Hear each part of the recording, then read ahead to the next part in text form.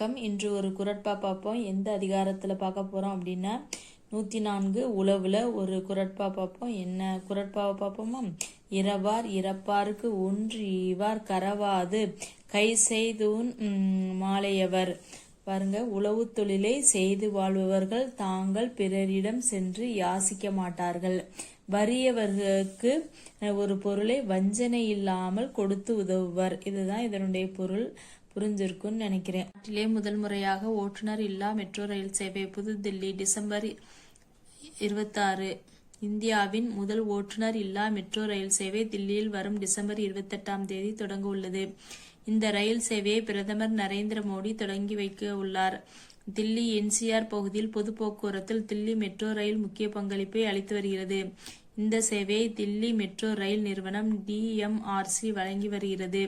2002 ஆண்டு December 24 Satara this Hazari ரயில் நிலையங்கள் இடையே 8.4 கிலோமீட்டர் வழித்தடத்தில் இந்த ரயில் சேவை முதலாக தொடங்கப்பட்டது. அதைத் தொடர்ந்து பல கட்டங்களாக மெட்ரோ ரயில் வழித்தடம் அமைக்கும் பணி விரிவுபடுத்தப்பட்டு நகரின் பல பகுதிகளுமாக மொத்தம் 8 வழித்தடங்களில் மெட்ரோ ரயில் சேவை இயக்கப்பட்டு வருகிறது. மெட்ரோ வழித்தடத்தில் பல்வேறு தொழில்நுட்பங்களை படிப்படியாக புகுத்த தில்லி மெட்ரோ நிறுவனம் நடவடிக்கை எடுத்தது. அதன் நீட்சியாக தற்போது நாட்டிலே முதல் முறையாக ஓட்டுநர் இல்லாமல் இயங்கும் மெட்ரோ ரயில் சேவையை வழங்க உள்ளது. தில்லி மெட்ரோவின் 8வது வழித்தடத்தில் மெஜந்தா லைன் 38 கிலோமீட்டர் தொலைவுக்கு இந்த ரயில் சேவை இயக்கப்பட உள்ளது. மெஜந்தா வழித்தடத்தில் மேற்கு ஜனக்புரி பொட்டானிக்கல் கார்டன் இடையே இந்த புதிய ரயில் இயக்கப்பட உள்ளது.